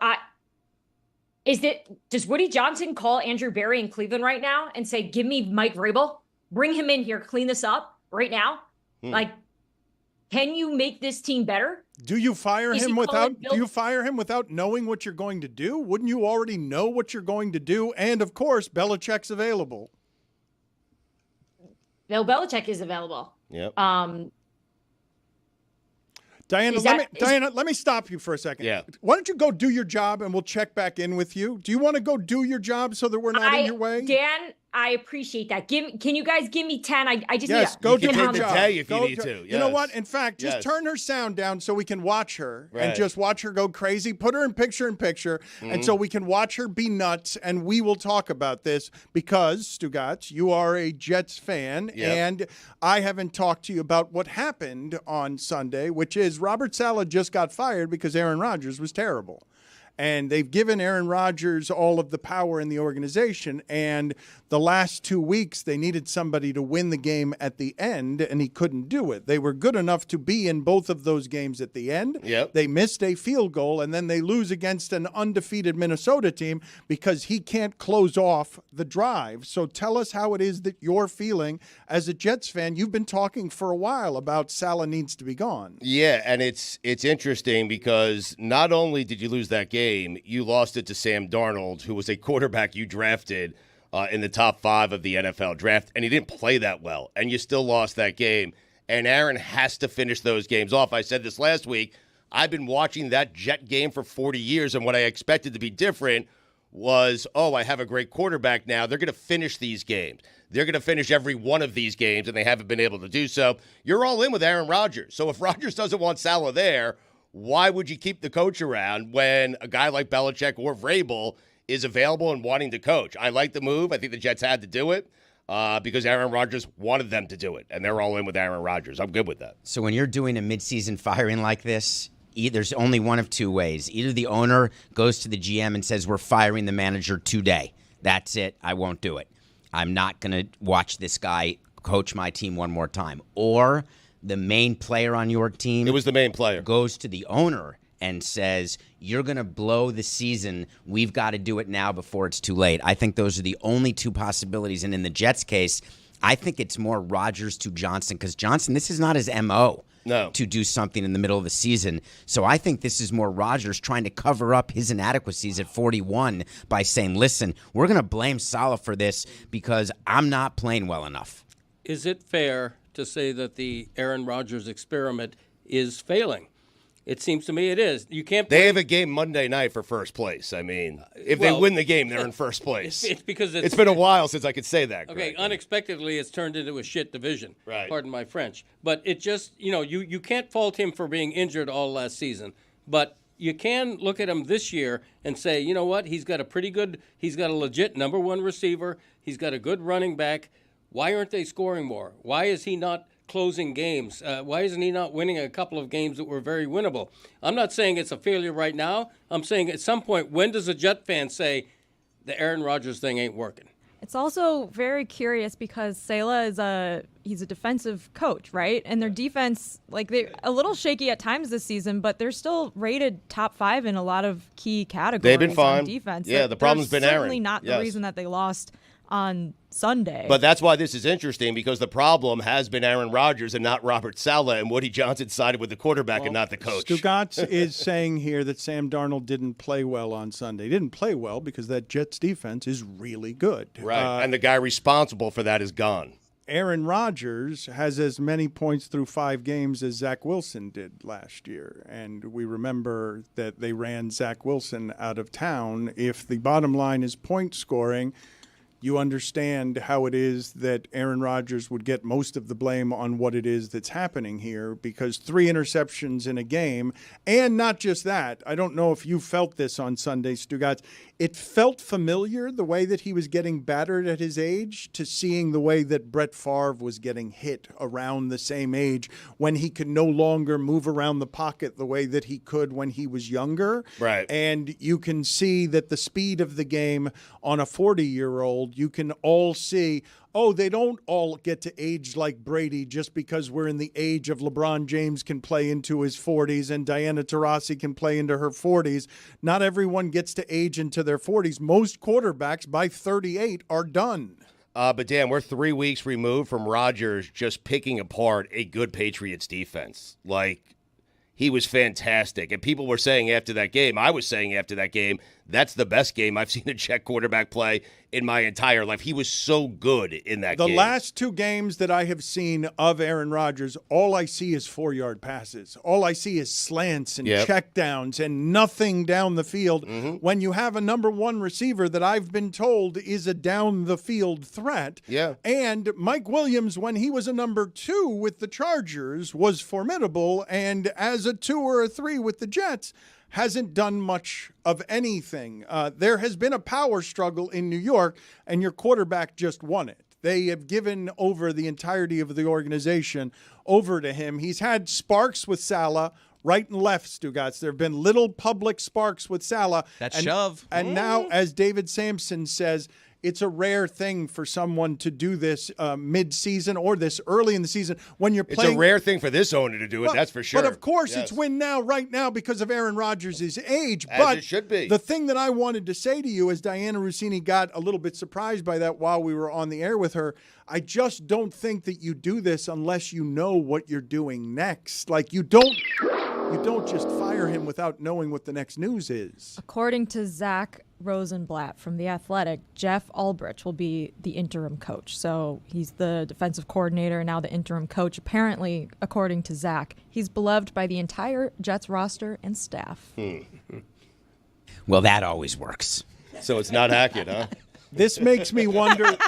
This really does make me wonder about what happened on Sunday between Rodgers and Saleh that would make Rodgers just go to the owner and say, "Get him out of here. This isn't working because of what's happening with the coach." Did you see those overthrow interceptions I had? Get him out of here. Well, it started in the preseason, right, with them announcing that Rodgers was missing camp and going to Egypt. Like that's where it started in terms of the bad relationship. There could have been a Girardi here, though. Let's not say that it couldn't have happened. There's a chance that Saleh did something to Woody that just Woody said that you may not, that's a line you may not cross. A Girardi is when your manager does something to your owner that's the end of it. You get fired that second. Like, hey, this quarterback's not very good. Why did you guys trade for him? Get out of here. There is also another possibility, which is that on the long trip to London, they only had one option for in-flight entertainment that the head coach chose, and Aaron Rodgers did not like it. They ended up watching some really terrible movie on the way there. So I wouldn't rule that out. You sleep on the way over. I do rule that out. Do you? I do rule out that it was the movie choice on the flight. Yeah. We're watching I Love You, Man again?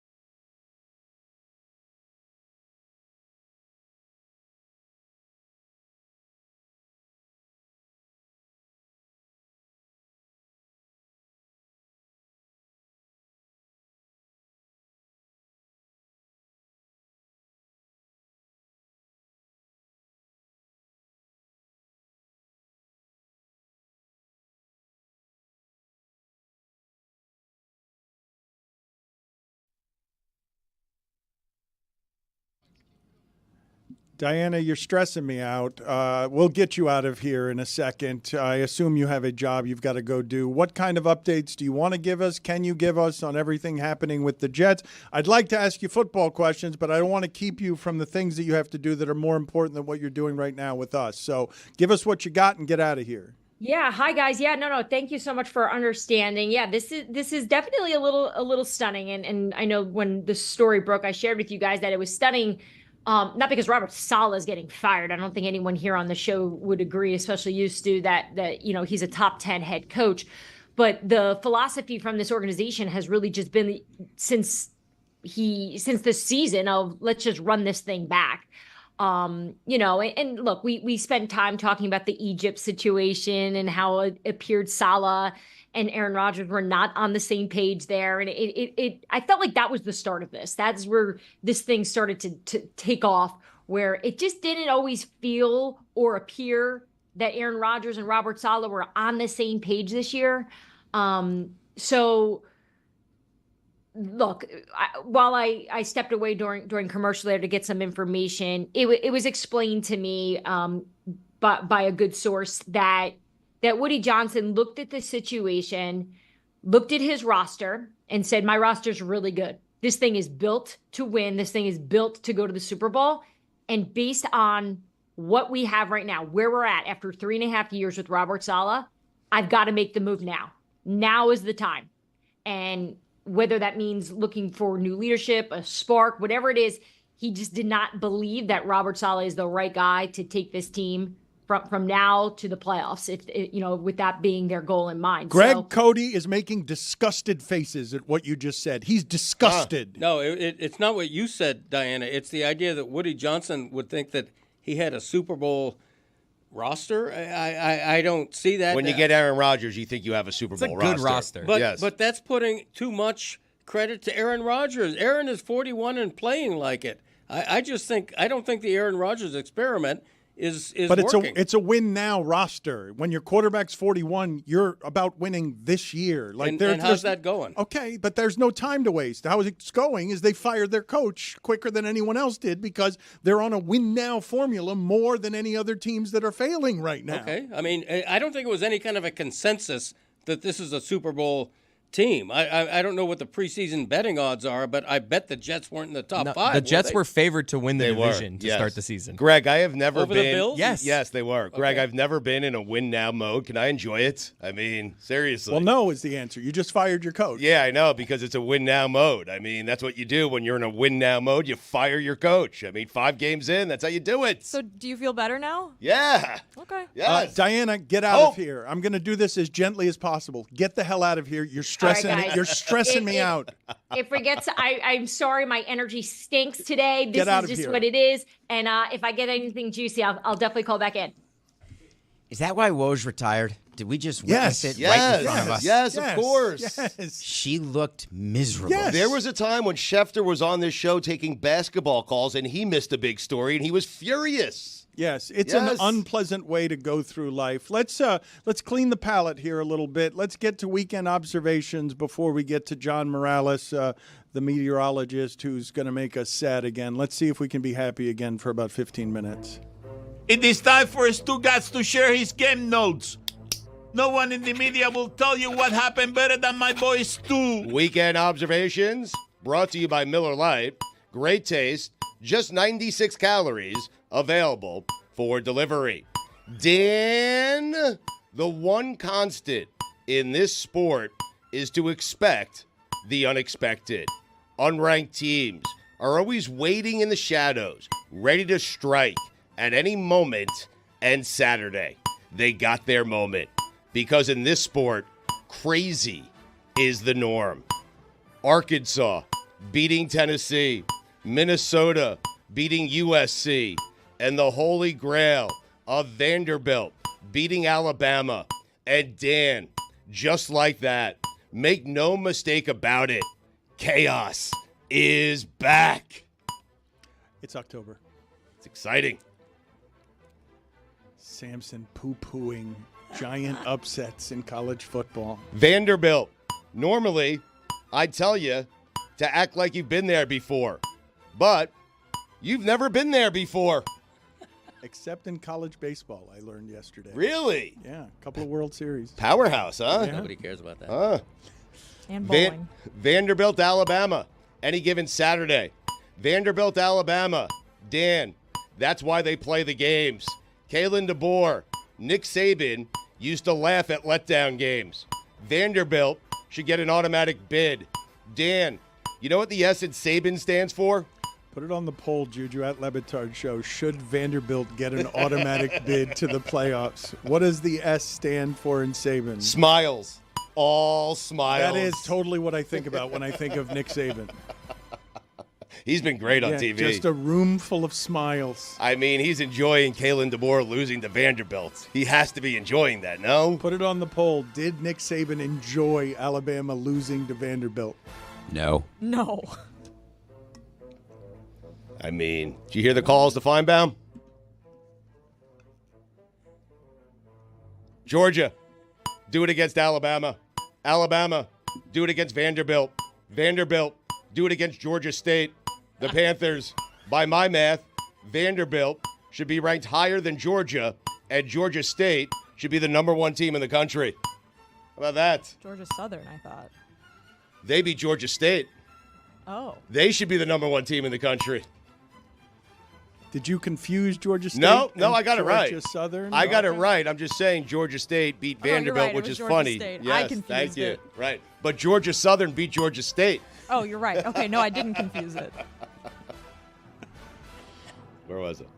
Georgia Southern beat Georgia State and should be the number 1 team in the country. Oh, thank you, Dan. Alabama. It's one thing to lose to a team going through a metaphorical rebuild, but it's unacceptable to lose to a team that is literally rebuilding their stadium during the season. They're the only ones doing that, right? They're the only stadium that's under construction during the season. Yes. I've always said, Dan, nobody goes into a half-built, under-construction Vanderbilt stadium and walks out alive. Crimson Tide learned that the hard way. Shohei Ohtani, do it later in October. That's pretty good. That's a good one. Thank you. A defensive tackle trying to return an interception will always make me smile. You see it last night? Do you want to play the sound for that, Chris Cody, of Kevin Harlan doing the call on a thick pick, what he was calling a thick So pick? good. It is something that will always make you smile. Here we go, 2nd down and goal. Mahomes in the gun, the 2 in New Orleans. Pirine in motion.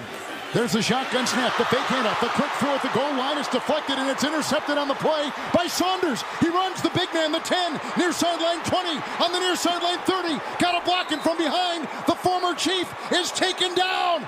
The Saints big man got it on the ricochet at the goal line on a pass intended for Smith-Schuster. That was a thick pick. That was a thick pick. The thick pick made by the brother of one of Taylor Swift's backup dancers. Interesting note. It is. Did Kelsey get him the job? Well, it was an interception against the Chiefs, so I assume no, but you never know. You do know. You know that that's not what happened.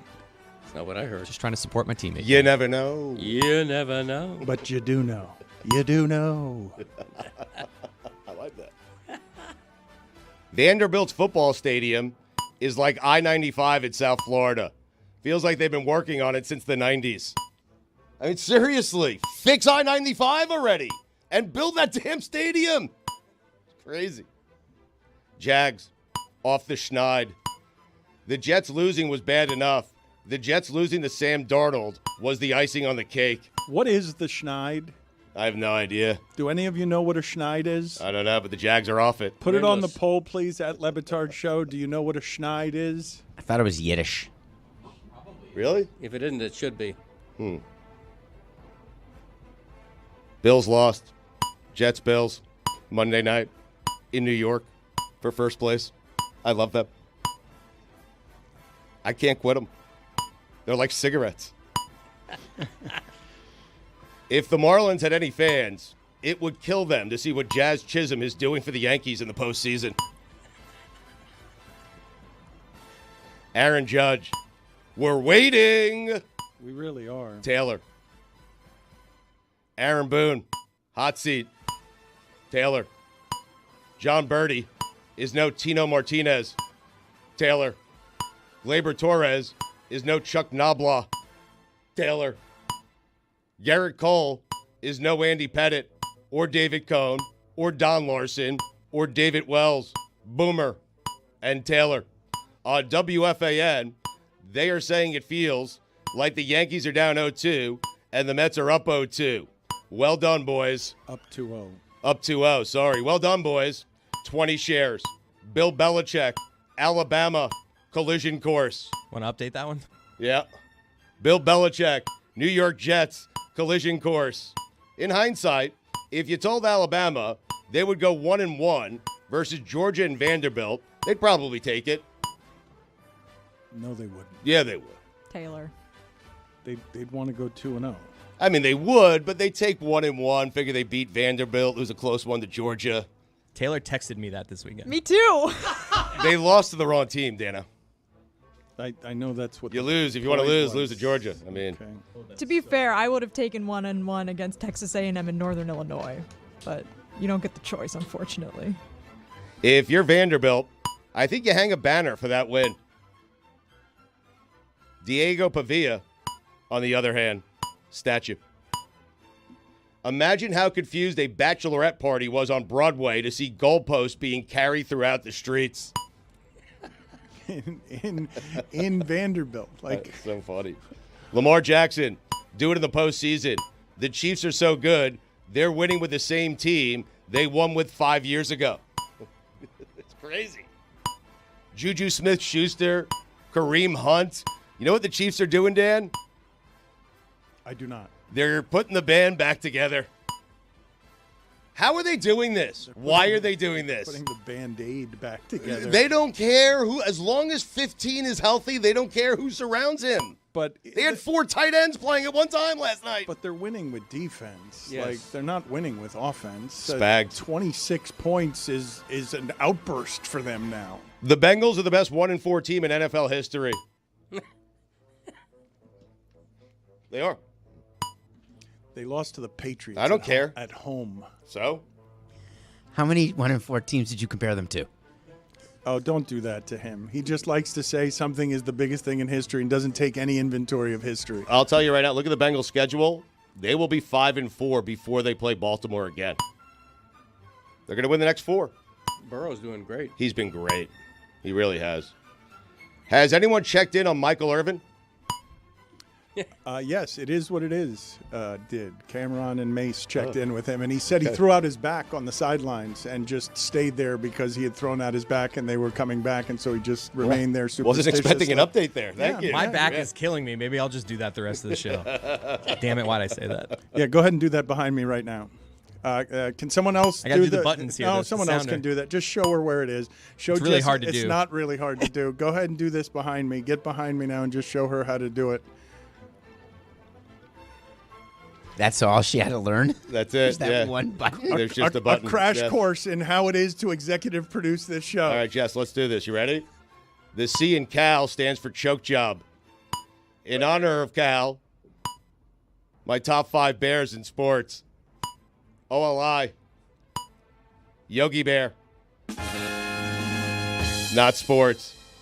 Bobby Abear.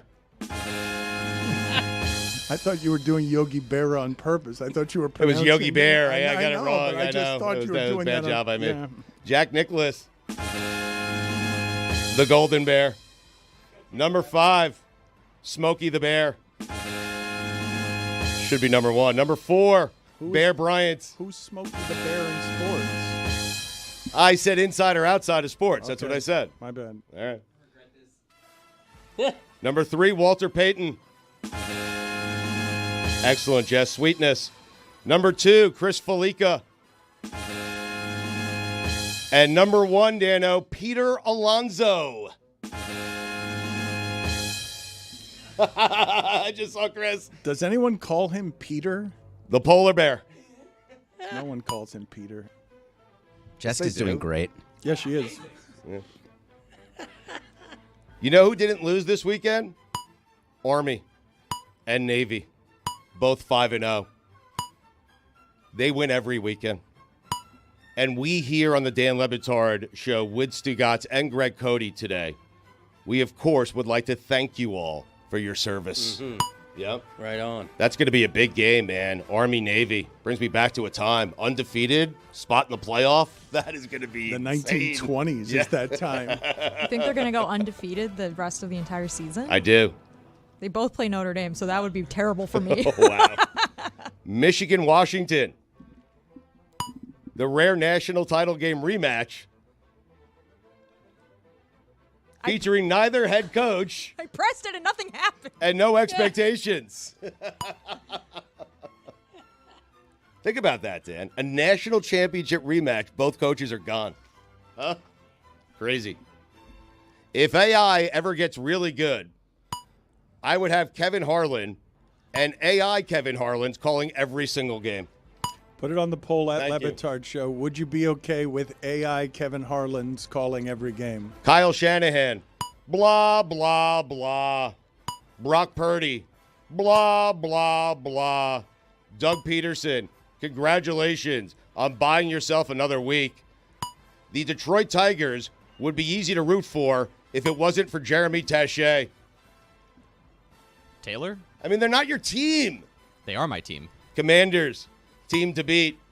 Allow me. Excuse me. I don't know what happened there. I mean, John Morales is waiting patiently. He's emotional. Chris is doing whatever Chris does. Allow me to be the first one to say it. Caleb Williams will be better than Jaden Daniels. Whoa. Mm-hmm. Jabril, I can't say his name. Jabril Peppers thought the C on his jersey stood for cocaine. Spags. That's all I got. That's all you got? Spags, yeah. I mean, yeah, it's bags. Giants showing signs of life. No matter what side I bet on in a Cardinals game, I'm always on the wrong one. Put it on the poll at Le Batard Show. Are you always on the wrong side when you bet an Arizona Cardinals game? You have never spoken truer words. Bengals, Ravens. Throw out the record. Dodgers, Padres. Put the kids to bed. I'm sure the Bengals would love to throw out their record. Bengals, Ravens. The rare game where 389 passing yards and 5 touchdowns isn't enough. Crazy. Andrew Van Ginkel has more touchdowns this year than Tyreek Hill. What the hell? Speaking of hell, Art Briles. Dan, those are the weekend observations.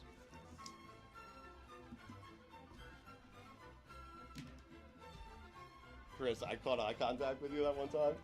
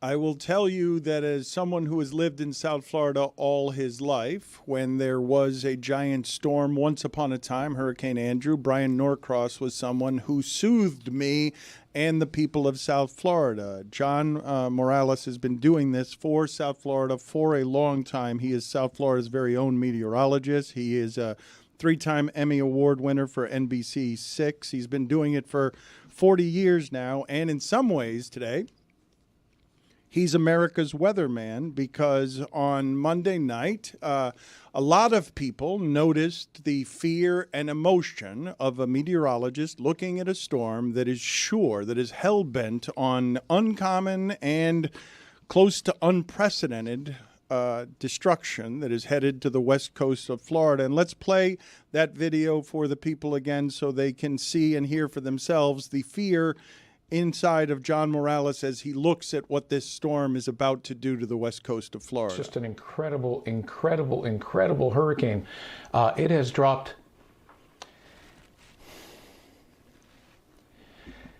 It has dropped 50 millibars in 10 hours. I apologize. This is just horrific. The seas are just so incredibly, incredibly hot, record hot, as you might imagine. You know what's driving that. I don't need to tell you. Global warming, climate change, leading to this and becoming an increasing threat. John, thank you for joining us. I want soothing from you. I don't believe you're about to give it to us, though. Can you tell us what is happening with you there as you see what is about to happen here to the west coast of Florida? Well, it could be it could become the hurricane of record for many locations on the west coast of Florida. The angle of approach, the intensity, and the expanding wind field are going to lead to a very deep storm surge that's going to impact not just a small percentage of the coast.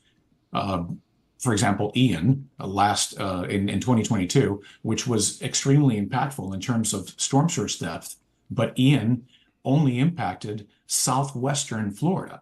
Here, we're talking about a hurricane that could impact half of the west coast or the Gulf Coast of the state of Florida, and therefore the damage would be much more widespread in terms of what the storm surge can do, and we all know what the storm surge can do, in addition, of course, to the windstorm, to the tornadoes, and to the flooding rains. What is more dangerous here, John, the storm surge or the winds? Well, the storm surge it tends to cause more property damage and claim more lives than the wind will do. So while the wind is scary, you can hide from the wind, but you must run from the water. You must run from the water. Can you explain to us the historic precedent on 10, 12, 15 feet of storm surge? Well, I mean, so the 15 feet, 10 to 15 feet is being forecast in general for the Tampa Bay area, as well as points just south of there, including Sarasota. If you go back, as far as we have records of, what has impacted that region going back to the 19th century, this would surpass any and all records in terms of the depth of the storm surge. Now, a caveat here.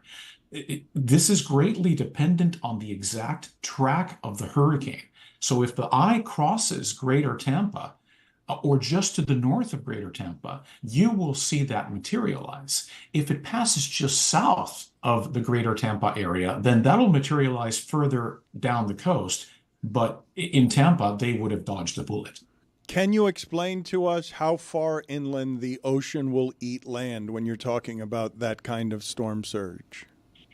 Well, one of the complications about Tampa Bay, of course, is that, it's a bay, and there are, different channels and rivers that feed into that area, and you'll see the water creep up through there and be able to penetrate further inland. That's what happened during Hurricane Ian, when there was a significant surge many miles inland. That's something I've looked at very carefully in my role as an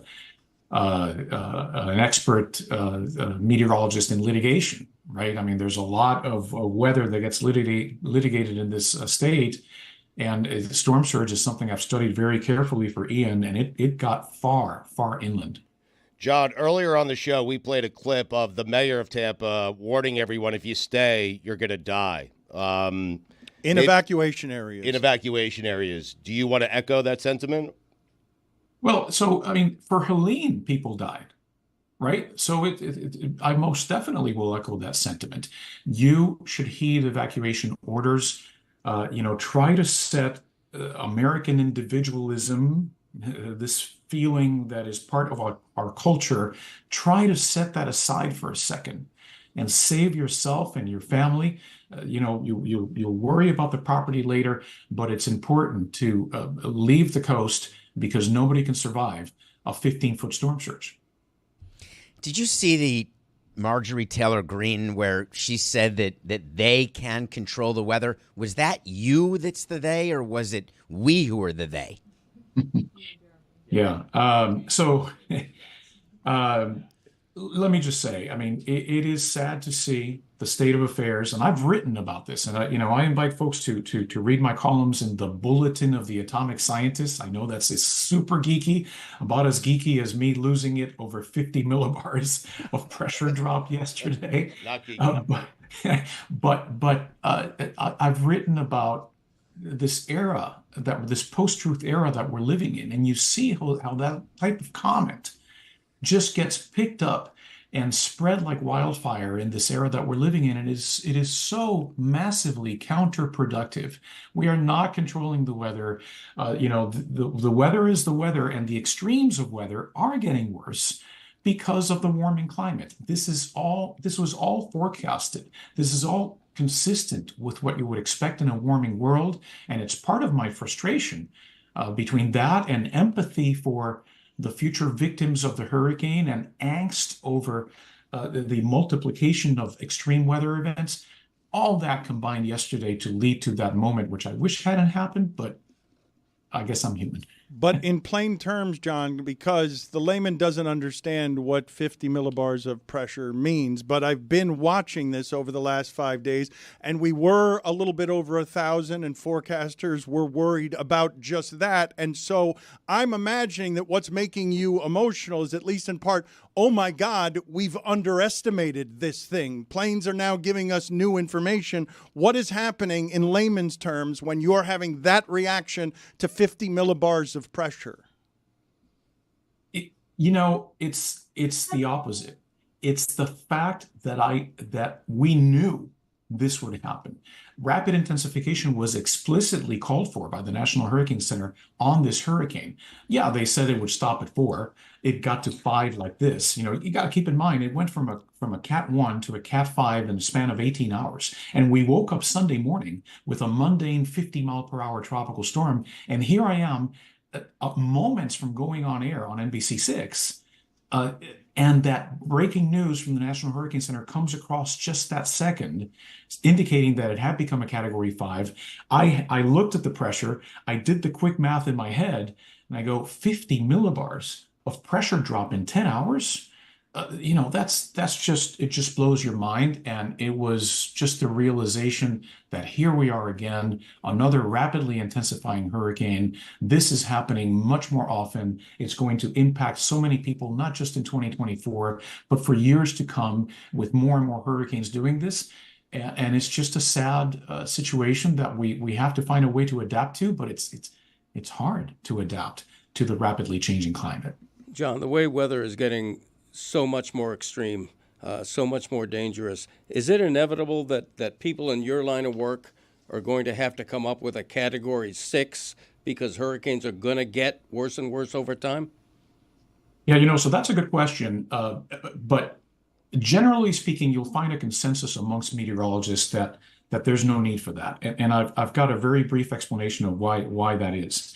When you look at the Saffir-Simpson scale, Category 1, 2, all the way through 5, and you look at what to expect in a Category 4 versus a Category 5, and the word that is used for each one of those two categories is catastrophic. So is there something beyond catastrophic? I mean, what would we assign for potential damage from a Category 6? So In other words, once you get to Cat 4 and above, it's a catastrophe in the making, and I think that's the way we need to look at these things.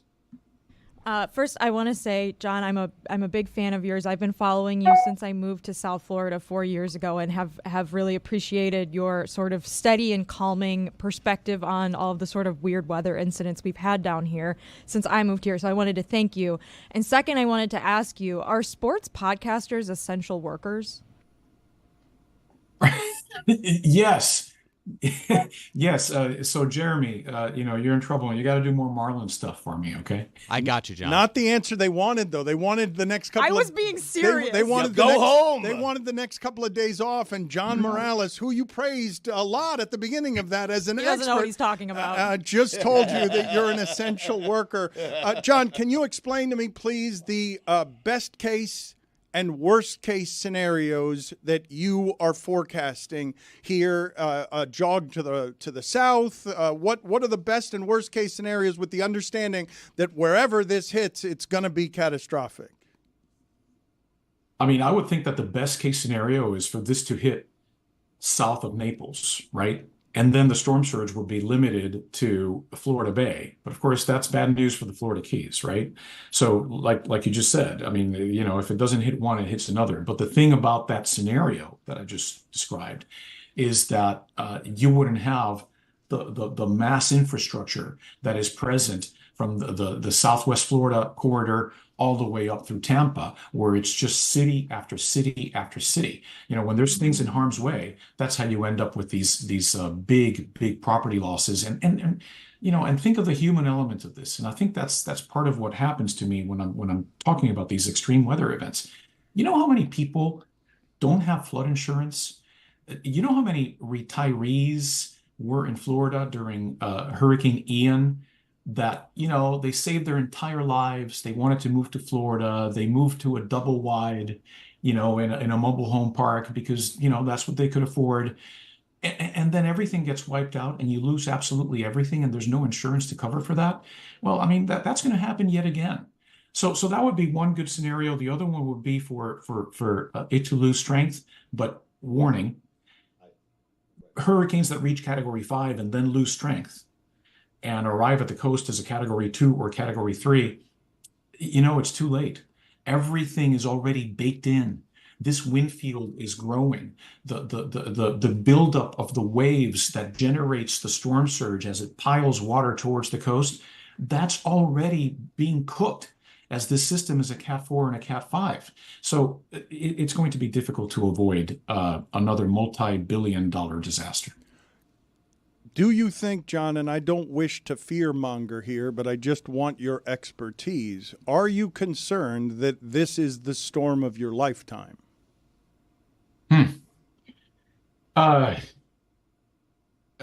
Unfortunately, and sad to say, there's going to be more, right?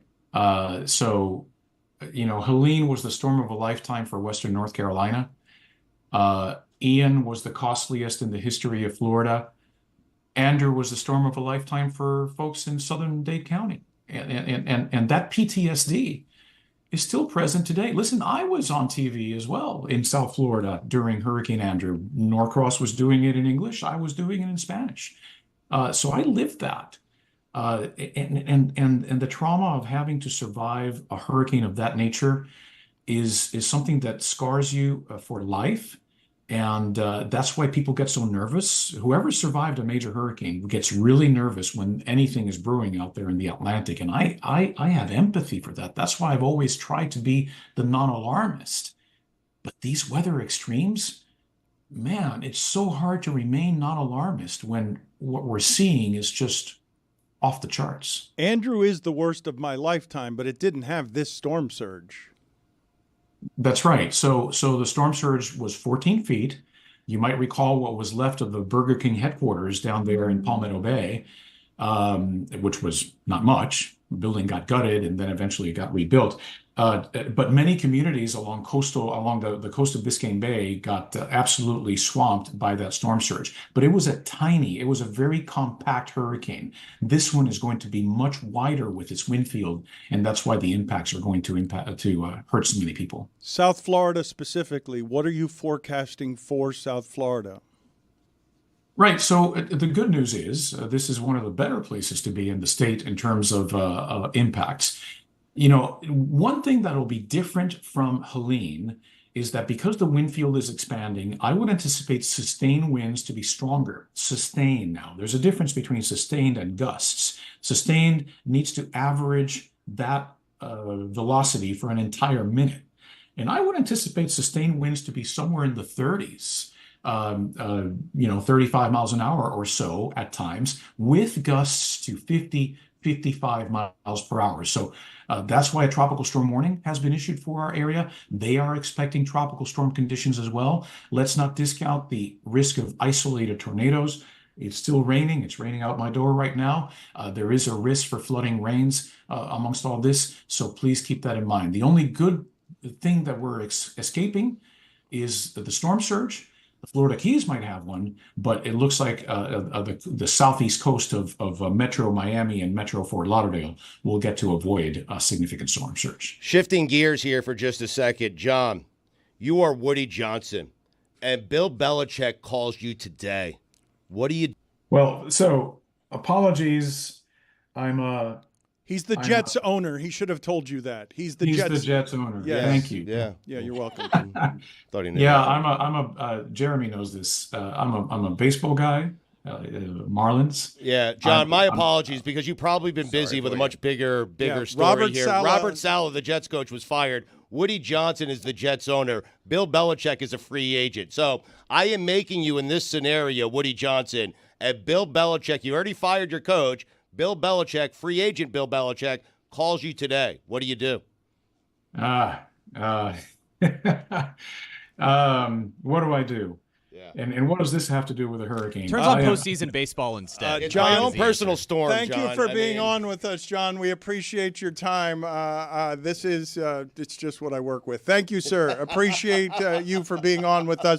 Appreciate your general expertise at all times, sir. You're the greatest. Thank you. Thank you. Thank you. You're welcome for 03. He wasn't talking to you, Samson. He wanted to talk to only Jeremy. He was purposeful about ignoring you.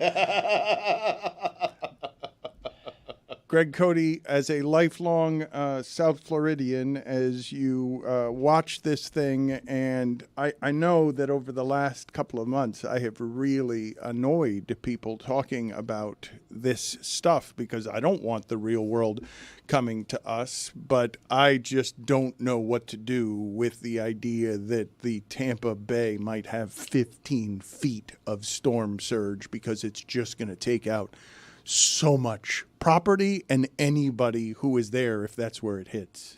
You feel guilty feeling good that it's not hitting you because you know that means it's hitting This is a someone new else. and unimproved Dan Le Batard Show with the Stugotz. Gamble on by DraftKings.